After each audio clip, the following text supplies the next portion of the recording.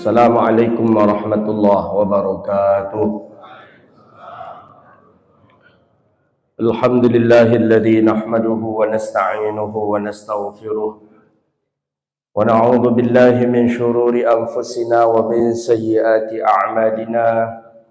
May yahdihillahu fala mudilla lahu wa may yudlil fala hadiya lahu. Asyhadu an la ilaha illallah wahdahu la syarika lahu wa asyhadu anna sayyidana wa nabiyyana Muhammadan 'abduhu wa rasuluh wa safiyyuhu min khalqihi wa habibuh ballagha ar-risalata wa adda al-amanata wa nasaha al-ummah wa kashafa Allahu bihi al-ghummah wa jahidun fi sabilillahi hatta atahu al-yaqin. Salawatu rabbi wa salamuhu alayka ya sayyidi ya Rasulullah. Allahumma salli ala sayyidina Muhammadin al-Fatihi lima ughliqa wal khatimi lima sabaqa an-nasiril haqqi bil haqqi wal hadi ila siratikal mustaqim. Sallallahu alaihi wa ala alihi wa sahbihi haqqa qadrihi wa miqdarihi al-azim. Allahumma bika asbahna wa bika nahya wa bika namut wa ilaika an-nusyur.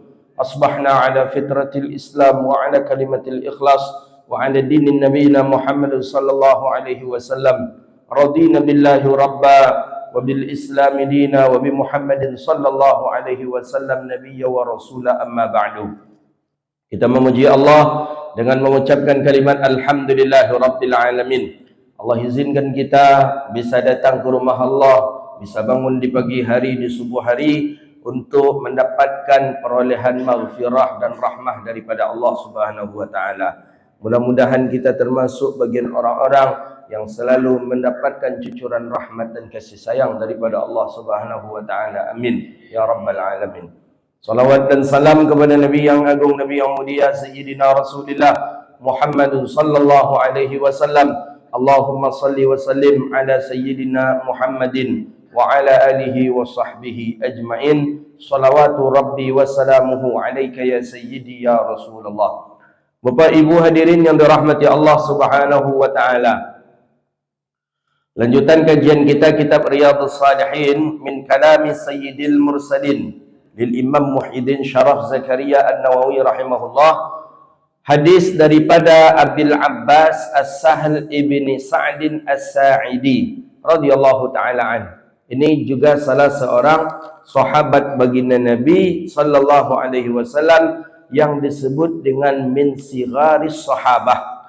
Ada namanya min sigharis sahabah, ada min kibaris sahabah. Sahabat dibagi kepada dua, min sigharis sahabah, ada min kibaris sahabah. Sigharis sahabah itu adalah usia kecil, anak-anak di zaman Nabi.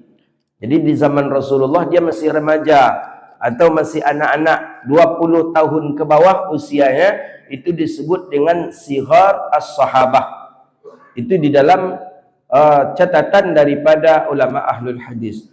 Adapun usianya daripada 20 ke atas, 20 tahun ke atas, 25 tahun ke atas, waktu Nabi meninggal dunia, maka itu disebut dengan min kibaris sahabah.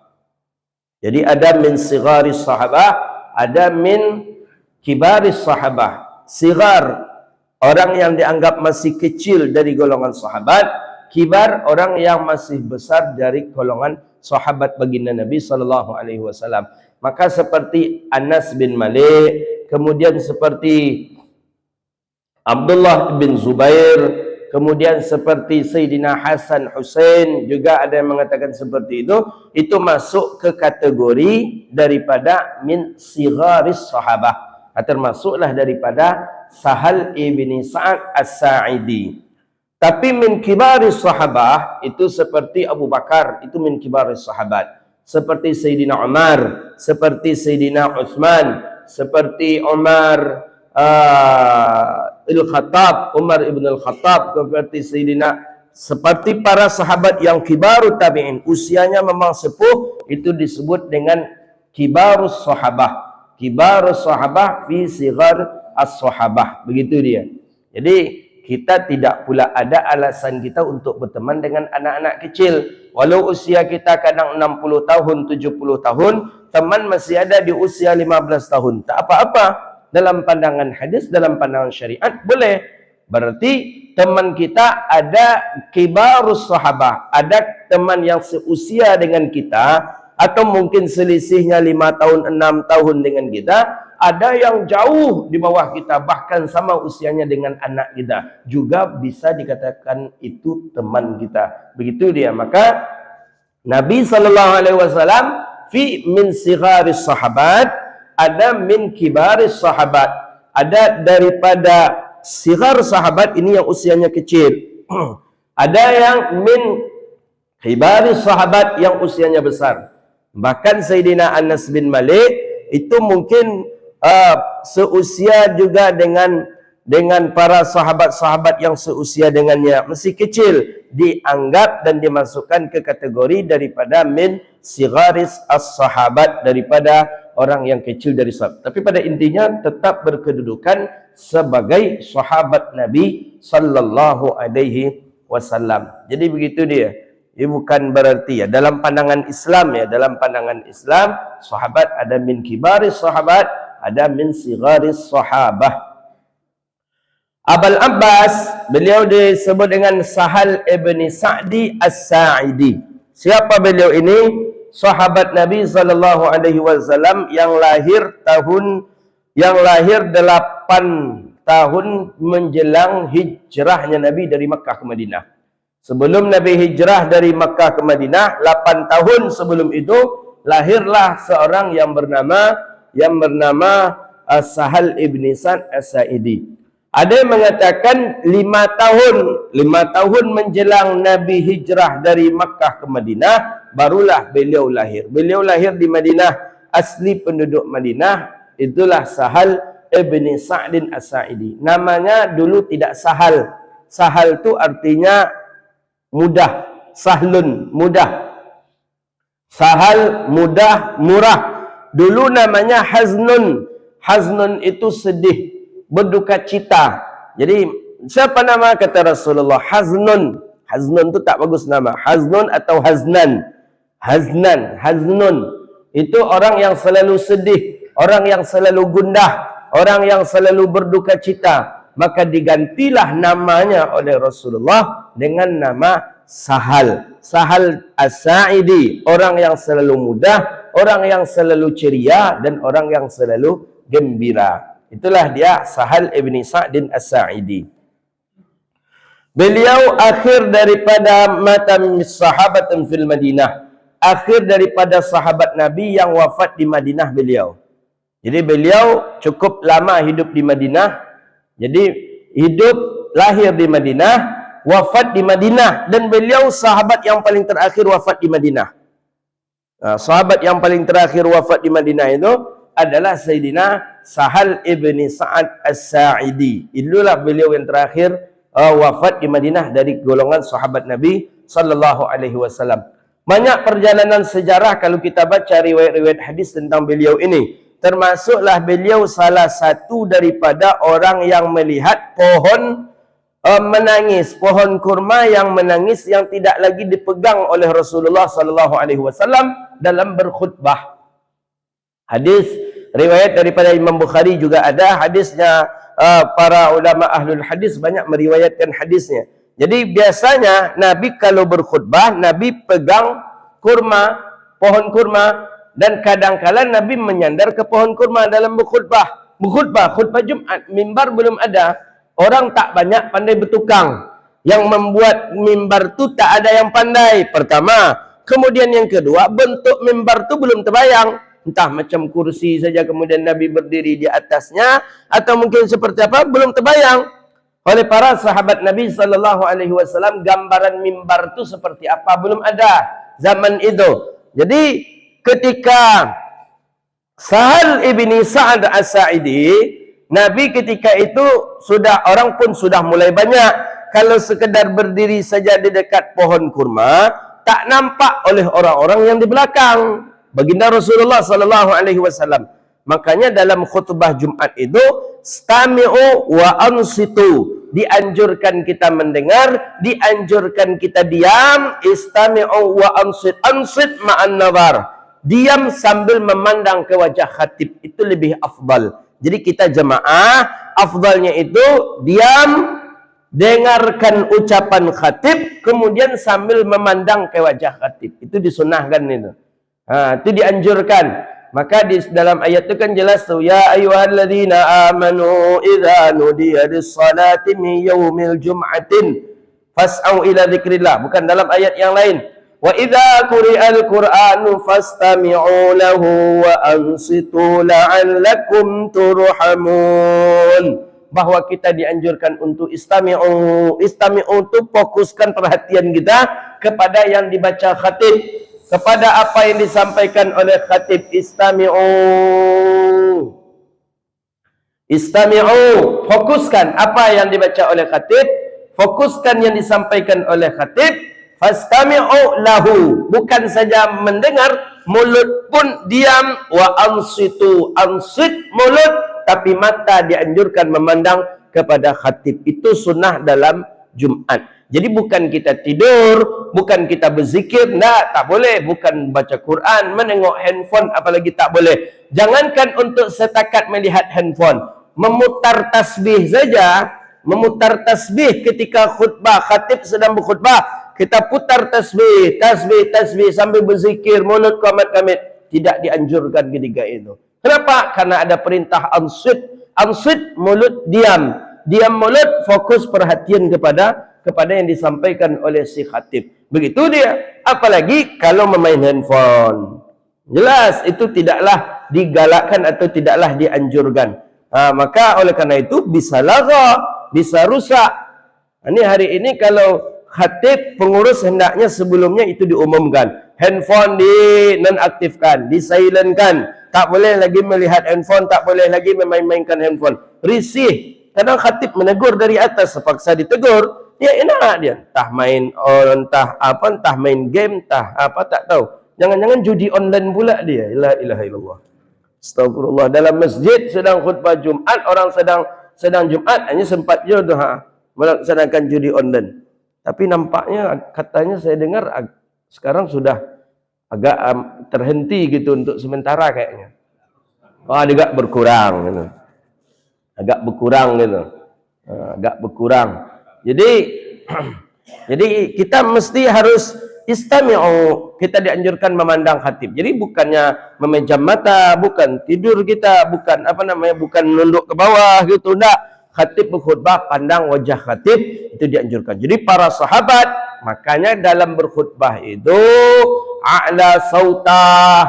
Zaman Nabi macam mana cara sahabat bisa tidur? Nabi ahmar wajah. Nabi dalam berkhutbah merah wajahnya, a'la sautah, tinggi suaranya. Kapan waktu tidur bagi sahabat? Maka para sahabat baginda Rasulullah SAW ketika Nabi berkhutbah, para sahabat fokus kepada baginda Nabi SAW, melihat daripada baginda Nabi SAW itu juga bagian daripada asbab Allah turunkan rahmat. Jadi Al-Basa'ad As-Sahl Ibn Sa'ad As-Sa'idi itu mendengar betul Rasulullah memerintahkan kepada ada salah seorang perempuan wanita yang memiliki budak. Budaknya itulah tukang yang paling bagus di Madinah. Tukang yang paling bagus di Madinah itu seorang budak milik daripada seorang perempuan. Jadi kata Rasulullah kepada perempuan ini, perempuan mukminat, perempuan muslimat, boleh enggak minta buatkan kepada, dalam satu riwayat memang Nabi yang menawarkan, kita buatkan mimbar untuk khutbah. Dalam satu riwayat mereka yang sudah membuatkan kemudian mereka letakkan. Tapi memang banyak yang dalam riwayat hadis itu Nabi yang menyampaikan buat mimbar untuk khutbah. Dicobalah merancang, tak terbayang seperti apa. Apakah seperti podium di depannya ada tutupan yang macam yang lama itu? Apakah seperti apa mimbar itu? Dicobalah dirakit oleh seorang budak ini, dicobalah berupa tangga saja. Jadi macam kita naik rumah, tangga saja 3 tangga. Tak ada di samping, tak ada di belakang, cuma 3 tangga itu saja. Yang dibuatkan 3 macam tangga. Kemudian di belakangnya dibuat seperti apa ini untuk tempat baginda Nabi sallallahu alaihi wasallam duduk. Ketika itu sudah selesai, diletakkanlah itu di dekat daripada pohon kurma, tapi tak menyentuh pohon kurma lagi. Tetap posisinya Nabi khutbah menyandar ke pohon kurma biasanya, tapi ini digeser sedikit, tidak mengenai daripada pohon kurma. Ketika Nabi berkhutbah, khutbah Nabi sallallahu alaihi wasallam, khutbah Jumat Rasulullah sallallahu alaihi wasallam, maka menangislah daripada pohon kurma. Itu hadisnya sahih dan sahabat pun banyak mendengarnya, termasuklah Sahal ibni Sa'ad As-Sa'idi. Saking kuat menangis sampai merengek-rengek dan bergerak-gerak, dan bahkan para sahabat mengatakan sampai menjerit-jerit. Menjeritnya itu seperti seolah-olah onta yang akan melahirkan. Jadi ada onta yang sedang hamil, yang sedang berisi janin di dalam perut onta tadi. Onta tadi pas di waktu akan melahirkan, menjerit luar biasa. Sapi pun ada menjerit, kambing pun menjerit. Tapi onta agak lain menjeritnya kalau pas melahirkan itu.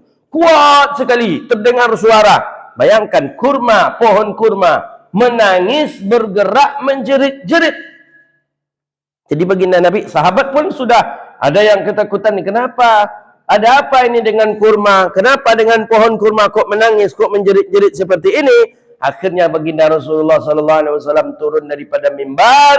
Kemudian Nabi letakkan kembali tangan baginda Nabi SAW di dekat daripada pohon kurma. Ada dalam satu riwayat sempat berdialog Rasulullah dengan pohon kurma.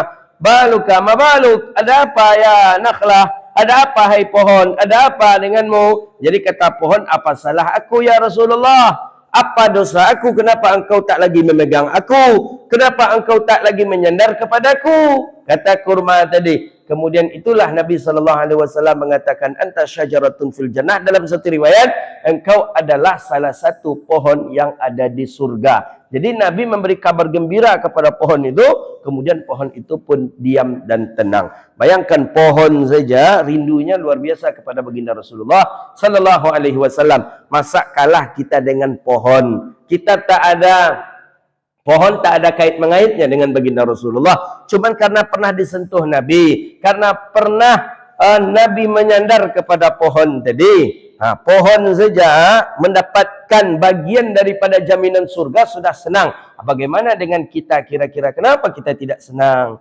Kenapa kita masih mengklaim orang yang masuk neraka, kita saja yang masuk surga? Tak boleh. Maka oleh karena itu, kullu ummati. Teks hadis jelas dalam Sahih Muslim. Pakai kalimat kullu. Kullu ummati yadkhulul jannah. Setiap umatku dakhalal jannah. Setiap umatku masuk surga, kata Nabi. Ada kalimat kullu di sana. Jadi tidak ada seluruh umat Nabi Muhammad, selagi dia mengucapkan kalimat asyhadu an la ilaha illallah wa asyhadu anna Muhammadar Rasulullah, dakhalal jannah, kita masuk surga. Kita sudah dijamin Rasulullah masuk surga. Mengapa kita harus berkecil hati? Jangan pedulikan orang yang mengatakan orang yang melakukan ini masuk neraka. Nabi dari dahulu sudah menjamin kita masuk surga. Jadi kata Abi Dzar, apa kata Abi Dzar? Wa in zana wa in saraqa, sekalipun dia berzina, sekalipun dia mencuri ya Rasulullah, kata Nabi, wa in zana wa in saraqa, sekalipun dia berzina, sekalipun dia pencuri, dia akan masuk surga. Diulang balik oleh Abi Dzar Al-Ghifari, wa in zana wa in saraqa, walaupun dia berzina, walaupun dia mencuri, walaupun berzina, walaupun mencuri. Diulang balik, wa in zana wa in saraqa, sekalipun dia berzina, sekalipun dia mencuri ya Rasulullah, walaupun dia berzina, walaupun dia mencuri, tetap dia dapat perolehan masuk surga daripada Allah Subhanahu wa taala. Kali yang keempat ditanya oleh Abi Dzar, wa in zana wa in saraqa. Jadi jawaban Nabi, walaupun Abi Dzar tidak percaya, kata Rasulullah. Jadi baru berhenti dia. Jadi memang tak percayanya awalnya dah. Ya masa orang berzina, orang mencuri masih ada peluang masuk surga. Berapa hendaknya luas rahmat Allah Subhanahu wa taala. Maka kan disebutkan dari hadis sebelumnya, sebanyak apapun dosa kita, walaupun penuh ada desama, penuh daripada langit ini, bumi ini oleh dosa kita, kemudian kita datang kepada Allah untuk minta ampun, Allah akan mengampuni segala dosa kita. Kan sudah disebutkan di dalam riwayat hadis ini. Jadi tak ada istilahnya suci, itu tak ada dalam Islam. Kita saja yang hebat, kita saja yang suci, kita saja orang yang beramal soleh. Nah, ada masanya kita sedang beramal soleh, orang sedang maksiat. Bisa saja orang yang ahli maksiat menjadi orang yang taat, kita yang sedang taat pun jatuh ke dalam maksiat. Maka itulah ya muqallibal qulub, hai yang membolak-balikkan hati, ya muqallibal qulub, tsabbit qulubana ala dinika wa ala ta'atik. Tetapkanlah daripada ketaatan, tetapkanlah hati kami dengan taat dan dekat kepadamu ya Allah. Jadi kita yang sedang soleh hari ini tak usah sombong. Jangan pandang hina pula kepada orang yang belum soleh. Bisa saja orang tu belum soleh, bisa nanti orang tu lebih soleh, kita pun sedang bergelimang dalam maksiat, na'udzubillah. Maka oleh karena itu tidak ada jaminan satupun kita yang ketika wafat nanti dalam keadaan husnul khatimah, tak ada. Maka bagaimana? Itulah usaha dan upaya ikhtiar. Kita datang ke majlis ilmu ini ikhtiar. Kita datang, kita salat berjamaah ke masjid, itu ikhtiar. Ikhtiar usaha. Ketika usaha itu, tapi kan memang bahasa orang kita kan usaha tidak mendusta apa? Hasil tidak mendustakan usaha. Apa itu? Atau sebaliknya itu, bahwa menentukan. Usaha menentukan akan hasilnya. Ketika kita usaha dengan mujahadah, dengan bersungguh-sungguh, insya Allah hasilnya pun akan kita peroleh dengan nilai imtiaz yang sempurna insya Allah. Jadi Sahal ibn Sa'ad As-Sa'idi radhiyallahu ta'ala an. Jadi beliau ini dipanggil dengan Abul Abbas. Ada yang mengatakan Aba Yahya, Abul Abbas, karena ada dalam satu riwayat beliau ini memiliki satu orang anak namanya Abbas, maka diberi gelar dengan Abul Abbas, bapaknya Abbas. Beliau ini memiliki istri 15 istri. Makanya sahabat Nabi itu banyak-banyak bininya. Ya, memang dianjurkan seperti itu. Kita tengok daripada Abu Bakar, Sayyidina Umar. Tapi tidak dipakai sekali 15, enggak. Pernah menikah 15 kali menikah. Ya, sama dengan siapa yang menikah sampai 300 kali itu? Sayyidina Hasan. Kemudian siapa lagi yang menikah sampai 200 kali? Sahabat Nabi sallallahu alaihi wasallam. Siapa? Mughirah bin Syu'bah. Oh, tu menikah sampai 200, mungkin tak tekan nang nama bini ke ala tu. Ya, tapi entahlah ya, tak tahu kita ya. Dalam riwayat menikah, mati, menikah, cerai, menikah, mati, menikah, cerai, menikah lagi, mati, menikah lagi, sampai 15. Kalau 15 ini, kalau di kampung kita, di tempat saya ada satu bapak tu, ya panjang juga umur bapak tu. 87, 88 ada umur bapak tu. Itu pernah menikah, ketika kami hitung istrinya, jandonya lah tu, jandonya ada sekitar 6 orang. 6 orang itu tu. Kalau Sahal ibn Sa'ad As-Sa'idi 15 orang. Jadi suatu ketika dalam riwayat ini ketahuan namanya Abul Abbas itu, dalam satu riwayat itu karena Abul Abbas, jadi dia pergi walimah, pergi kepada suatu walimah, acara walimah pesta perkawinan, teman dia pesta perkawinan. Tiba di situ berjumpalah dengan tis'ah, 9 jandanya. 9 jandanya. Bersobok dengan 9-nya. Dihambat ketika dia keluar daripada daripada rumah tempat pesta tadi, dihadang oleh perempuan yang 9 orang tadi. Dihadang. Kalau awak mungkin tak tolak situ lewat mungkin tu kan. Dihadang, tapi dia berani Berani. Jadi Sahal ibn Sa'ad As-Sa'idi, orang sahabat Nabi sallallahu alaihi wasallam radhiyallahu anhu. Nampak 9 orang itu mulai menghadang dia, 9 orang itu berbaris menghadang daripada Sahal ibn Sa'ad As-Sa'idi. Fakulna, ketika diberanikan, rupanya memang tak ada macam-macam, tidak nak memukul, tidak nak biasa-biasa saja. Ketika Sahal ibn Sa'ad As-Sa'idi keluar, awalnya kaget juga, kaget pas menengok mantan dia tadi, janda tadi yang 9 tadi, itu tragiknya. Nak lari ke dalam tak mungkin, orang pesta. Jadi macam mana? Bismillah majriha wa mursaha lagi. Jadi dihadangilah oleh Sahal ibn Sa'ad As-Sa'idi. Jadi untuk jangan untuk menghilangkan mewaswas atau ketakutan daripada Sahal ibn Sa'ad As-Sa'idi, janda-jandanya inilah, mantan-mantannya inilah yang lebih dahulu mengajak bicara daripada Sahal ibn Sa'ad As-Sa'idi. Jadi kata jandanya ini, Abbal Abbas. Tu muncul nama Abbal Abbas. Abbal Abbas. Bapaknya Abbas. Dia tidak memanggil Sahal, enggak. Abbal Abbas, engkau nak lari ke mana? Kami cuman menanya kaifa halukal an? Bagaimana kabarmu hari ini? Kaifa anta ya Abbal Abbas? Bagaimana keadaanmu hari ini ya Abbal Abbas? Jadi kata Abbal Abbas, jadi kata Sahal ibn Sa'ad As-Sa'idi, kama tara, kama narak. Jadi kata Abbal Abbas, kata Sahal ibn As-Sa'idi, kan ketika ditanya oleh isteri-istrinya, macam mana kabar? Jadi kalau janda sahabat, macam mana kabar abang-bang? Ini kan, ikut 9, kalau seorang ya biasalah, ikut 9 yang menghadang. Jadi kata Sahal ibn As-Sa'idi, keadaanku seperti yang kalian perhatikan hari ini. Jadi macam mana kalian perhatikan? Jadi ada yang memperhatikan abang sedang bahagia, karena ada 6 lain. Kan 6 tiba itu kan. 9 ada 6 lagi. 4 yang dipakai, berarti ada 2 janda lagi yang tak masuk. Jadi yang satu lagi mengatakan, mak kasihan juga kita dengan abang tu ya, katanya. Apa masalah? Karena pergi walimah sendirian. Ya untung je tak nyoba orang rumah itu kadang ke 9 enggak.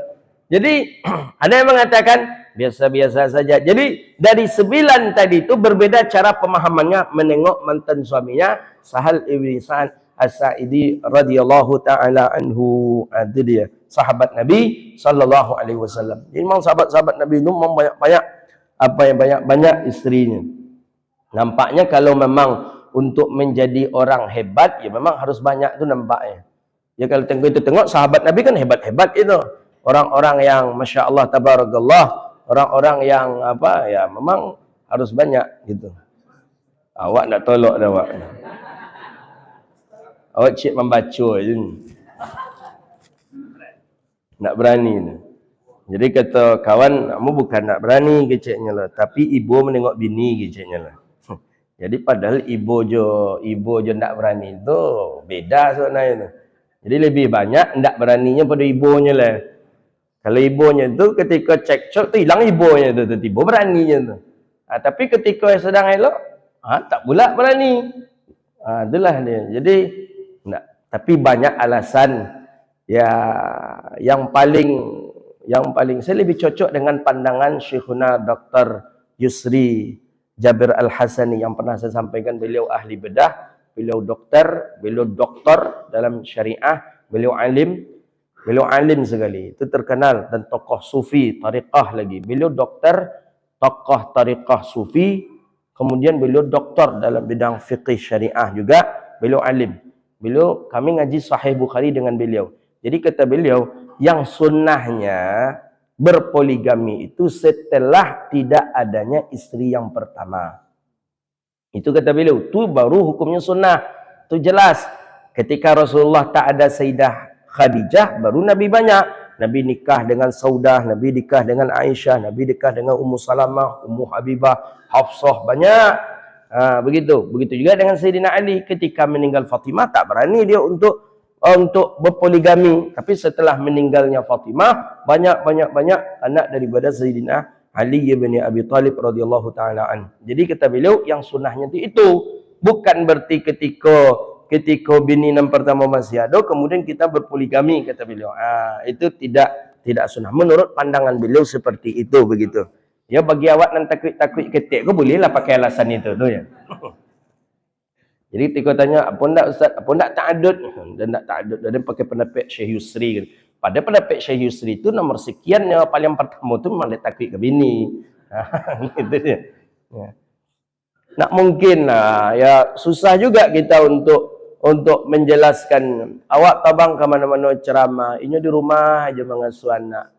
Mengasuh anak ni susah ni. Melihat anak menangi anak surang, berdua bercakapnya macam mana? Menyuapkan makannya apa segala macam. Kita masih bisa enak makan di luar, enak jalan ke mana-mana, terbang ceramah ke sana ke sini, pergi ceramah ke sana ke sini. Ini dengan anaknya.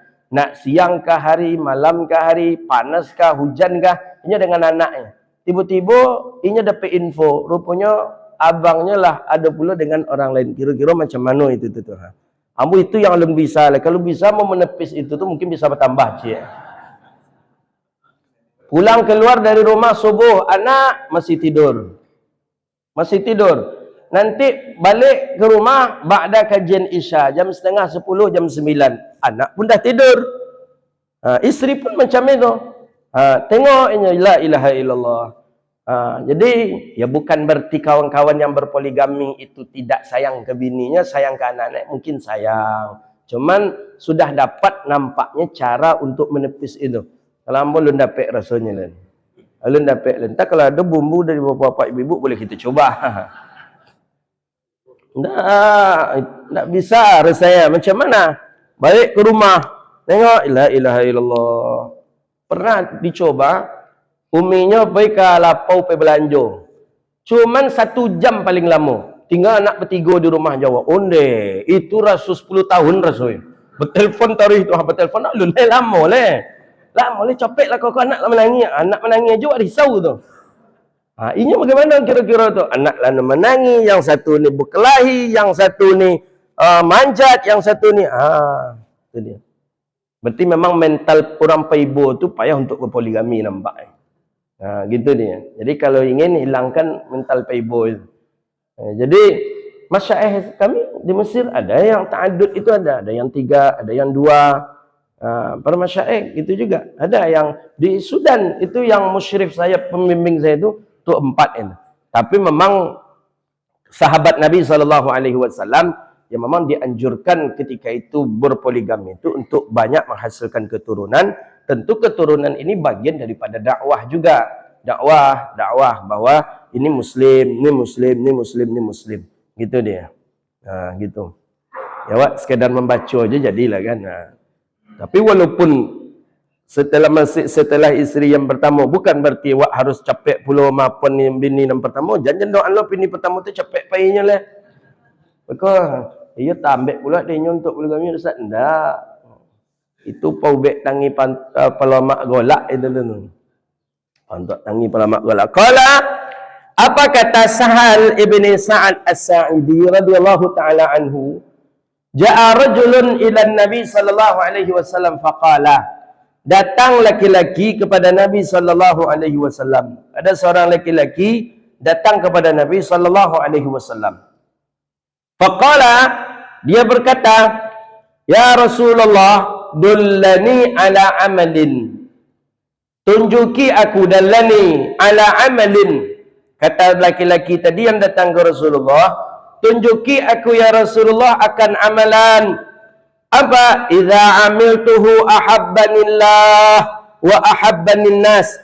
Apabila aku mengamalkannya, maka aku dicintai oleh Allah dan aku dicintai oleh manusia.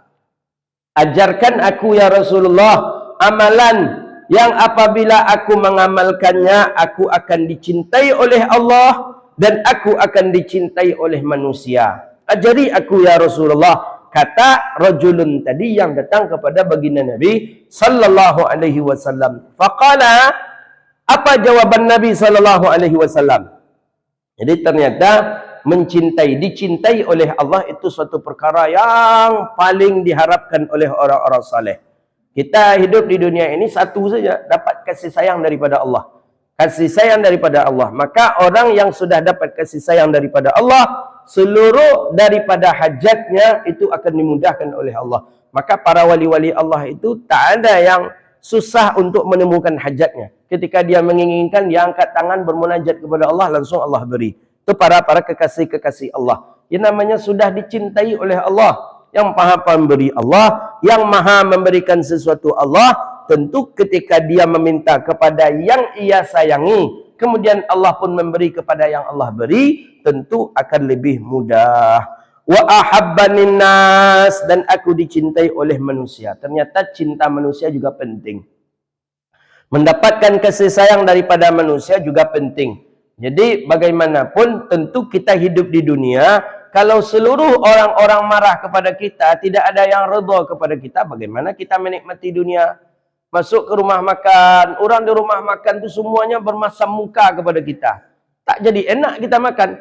Termasuk yang menghidangkan makan, termasuk orang-orang yang di kiri kanan kita. Benci, jijik dia, bukan sekadar benci, jijik dia melihat kita. Memandang kepada kita dengan jijik. Kita tak enak kita makan.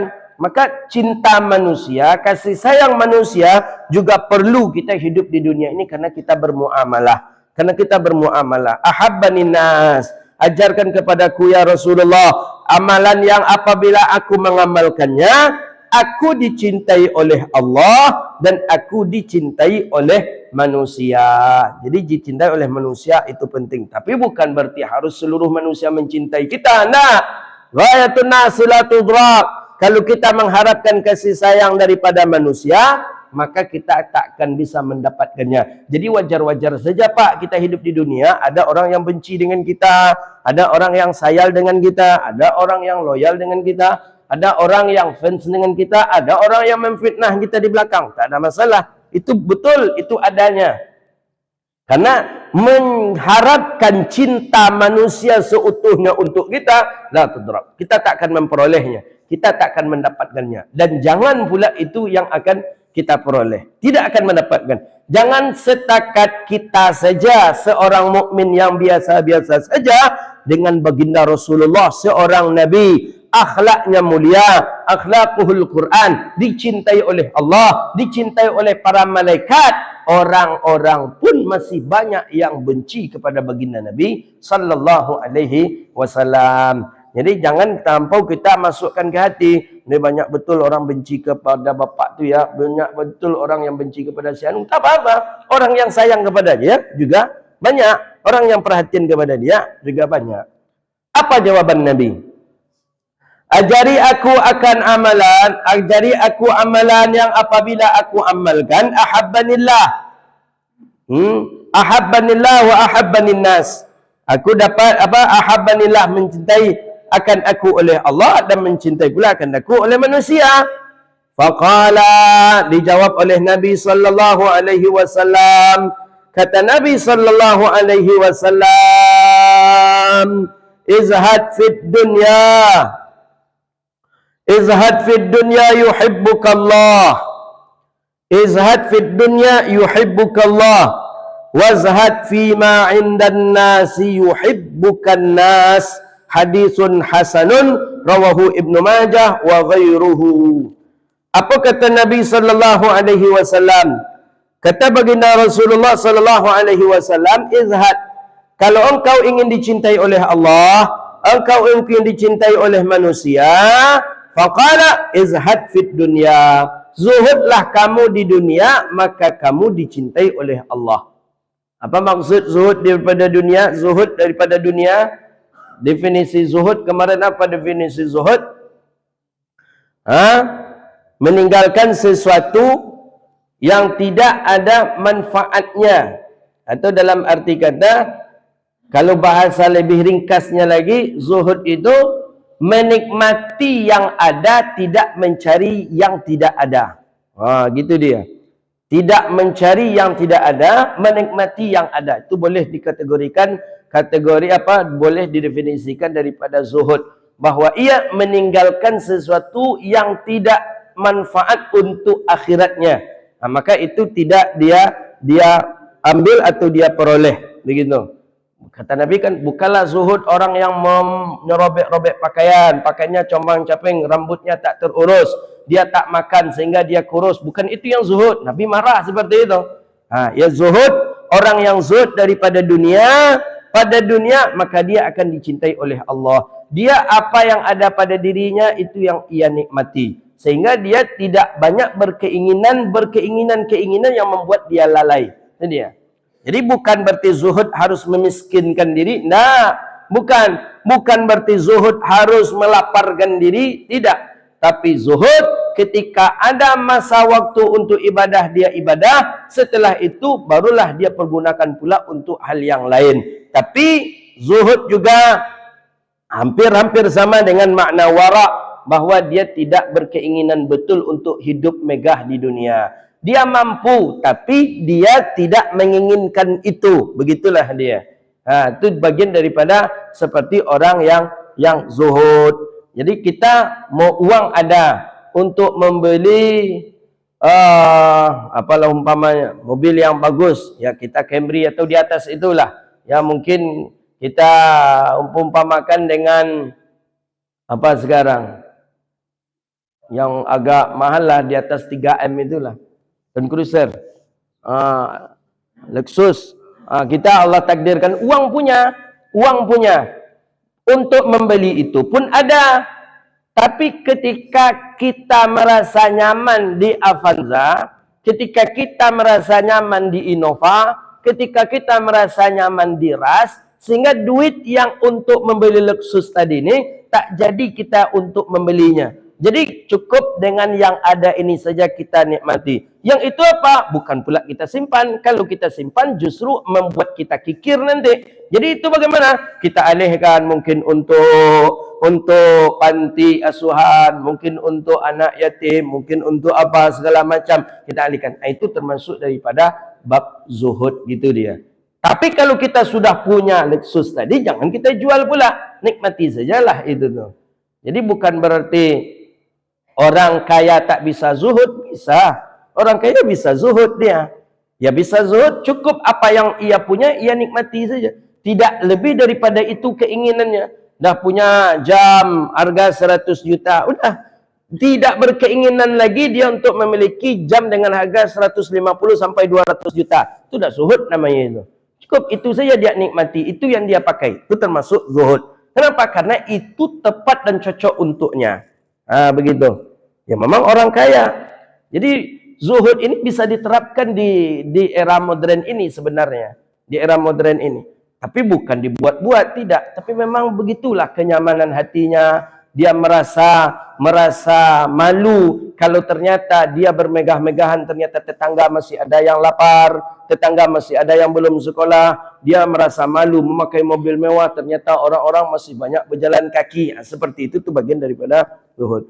Wazhad fi ma indan nas yuhibbukan nas. Dan zuhud kamu pada apa yang dimiliki oleh manusia, maka yuhibbukan nas, maka kamu akan dicintai manusia. Tentu ia nak banyak saingan manusia ke lagi. Tapi kalau awak mencintai yang dicintai oleh manusia, pasti ada persaingan. Maka mereka akan benci kepada kita. Maka kalau ingin kita dicintai oleh manusia, jangan kita mencari apa yang ia miliki. Jadi bedakan. Mungkin mereka sudah punya apa umpamanya, kita jalur lain pula. Maka itu ini maksud wadhad fi ma indan nas yuhibbukan nas. Kalau kamu zuhud pada apa-apa yang sudah dimiliki oleh manusia, maka engkau akan mencintai, maka engkau dicintai oleh manusia itu. Tapi kalau berkeinginan sama keinginan kita, itulah orang banyak menganggap kita sebagai saingan. Padahal bukan saingan kadang. Ya rezeki itu sudah ada diatur oleh Allah Subhanahu wa taala. Maka di dalam hadis ini disyarahkan oleh para ulama, maka nikmatilah apa yang sudah ada. Nikmatilah apa yang ada dan jangan terlampau loba, jangan terlampau tamak kepada sesuatu yang tidak ada. Kalau sesuatu yang tidak ada dipaksakan untuk adanya, maka disitulah hilangnya zuhud. Zuhud dihilang, dikhawatirkan kita tidak takut mati. Orang yang tak takut mati, dikhawatirkan dia ghaflah, lalai. Orang yang lalai dikhawatirkan su'ul khatimah. Begitulah dia. Na'udzubillah, na'udzubillah. Maka oleh karena itu, ambil saja apa yang ada, apa yang bisa kita peroleh, apa yang bisa kita nikmati. Kalau tak bisa, kita menikmatinya pun bisa kita berikan kepada orang. Tapi jangan terlampau loba dan tamak mencari sesuatu yang tidak ada. Dunia ini tak akan habis-habisnya kita. Tak akan habis-habisnya. Handphone saja. Beli handphone yang paling mahal. 2 bulan setelah itu keluar lagi handphone yang lebih mahal lagi daripada handphone itu. kemudian kita jual handphone kita untuk kita beli handphone yang itu, nah itu kita berarti tidak masuk ke dalam bab zuhud. Nikmati saja apa yang sudah kita miliki. Dengan itu kita nyaman. Bisa juga kok WhatsApp, bisa juga kok Facebook, bisa juga yang lain sebagainya. Nah itu. Maka oleh karena itu kita jangan sampai tergiur dengan dunia, jangan sampai kita terbenam dengan kenikmatan dunia sehingga lupa kita dengan kenikmatan yang hakikatnya, itulah kenikmatan akhirat. Jadi kata para ulama kan sudah disebutkan, orang yang sudah memakai nikmat di dunia ini dengan sebanyak-banyaknya, maka dikhawatirkan dia nanti tidak banyak lagi mendapatkan nikmat di akhirat. Apa kemarin itu dalam syarahan apa itu? Maka oleh karena itu sedikitkanlah memakai nikmat yang ada di dunia ini. Ya, nikmat di dunia maksudnya kenikmatan-kenikmatan yang mewah begitu dia. Cukup sekedarnya saja. Ya, sekedarnya. Bukan berarti sekedarnya ini yang tak ada kemudian kita adakan, tidak. Jadi apa yang ada di kita hari ini? Ya jasnya, dengan selendangnya, dengan jamnya. Selagi hidup pakailah terilah, mati baru diganti. Nah koyak dia baru diganti. Begitulah dia. Tuh. Jadi para sahabat dulu kenapa para sahabat radhiyallahu anhum itu mudah mengatakan para sahabat Nabi kebanyakan daripada mereka itu orang yang zuhud karena memiliki baju paling banyak jubah cuma 3 helai saja. Punya gamis 3 helai dan bahkan lebih banyak 1 helai saja yang memiliki. 1 helai saja. Maka ketika ada pertanyaan antara siapa itu 2 orang sahabat Nabi, yang mana yang lebih dahulu masuk surga? Dalam riwayat disebutkan dalam hadis dalam kitab Irsyadul Ibad. 2 sahabat Nabi ini sama orang-orang alim, sama orang-orang zuhud. Di antara ini siapa yang lebih masuk surga? Katanya lebih masuk surga si fulan. Kenapa fulan lebih masuk surga? Karena fulan memiliki cuma 1 gamis, sedangkan si fulan 2 gamis. Dengan penyebab 2:1 bisa yang 1 lebih dahulu. Kok 2 cuman bukan 10. Kita macam mana berapa lemari baju kita? Selendang kita aja ada 1 lemari pula. Kain sarung cik pula. Baju koko, apa lagi? Gamis. Jadi kita ni belum zuhud. Tak bisa kan. Baju gonta-ganti. Sahabat Nabi itu saja. Saya yang tak pernah saya menengok orang yang tak berganti-ganti baju itu ya, mohon maaf, bukan tak berganti baju, tak berganti warna baju. Cuman anggapan kita tak berganti baju jadinya. Itu saya perhatikan orang Sudan.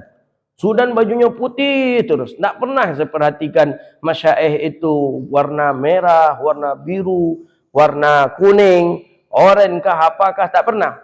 Hari ini ke kampus putih, pas macam itu juga.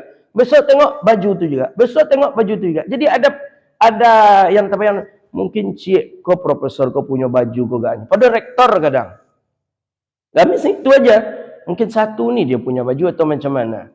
Ya bisa jadi bajunya itu ada 2-3 mungkin. Cuma warnanya itu saja.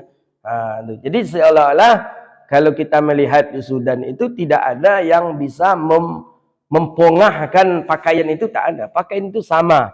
Sama pakaian itu.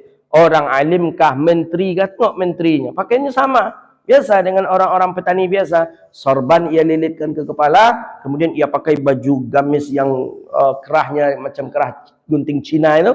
Kemudian ininya besar. Ininya besar. Itu pakaian menteri itu, petani itu seluruhnya itu. Berbeda dengan kita tatanan sosial dalam berpakaian itu nampak. Oh ini orang berduit nih. Guntingnya di sana. Oh ini di sini nih. Oh ini harga bahannya sekian, harga bahan sekian. Kalau orang tidak. Nah, itulah menunjukkan bahwa dia orang-orang yang mengamalkan bab zuhud. Hadza wabillahi at-taufiq. Itulah kajian kita. Mudah-mudahan bermanfaat dan Allah berkahi kehidupan kita dunia wal akhirah. Rabbana atina fid dunya hasanah wa fil akhirati hasanah wa qina adzabannar. Allahumma faqihna fid din wa 'allimna ta'wil wahdina ila siratikal mustaqim. Rabbana innana amanna faghfir lana dhunubana wa kaffir 'anna sayyi'atina wa tawaffana ma'al abrar. Rabbana atina fid dunya hasanah wa fil akhirati hasanah wa qina adzabannar. Wa sallallahu ala sayyidina Muhammadin wa ala alihi washabihi ajma'in walhamdulillahi rabbil alamin. Demikian, mohon maaf, wabillahi taufiq wal hidayah, war ridha wal inayah. Wassalamualaikum warahmatullahi wabarakatuh.